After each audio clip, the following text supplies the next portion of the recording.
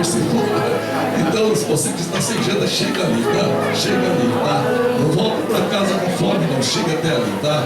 Deus te abençoe a todos os irmãos que vieram, os pastores que esteve presente aqui nesta noite. Amanhã tem mais bênção, irmão. Amanhã às 9 horas da manhã e às 19 o grande encontro. Vamos se despedir então, porque as horas já se foi, né? Eu vou pedir para o pastor Valdomiro dar a bênção, porque o pastor que a gente considera muito, ele vai dar pela bênção. Vai ser assim, não podemos dar oportunidade para todos, porque não tem jeito, né? Ele vai dar a bênção apostólica. O grande amor de Deus e a graça de nosso Senhor Jesus Cristo e as consolações do Espírito Santo esteja com todos nós, e todos nós dizemos amém.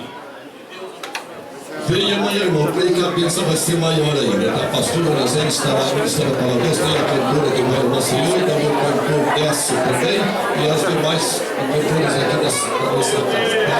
Os irmãos, venham amanhã às 9 horas estaremos aqui.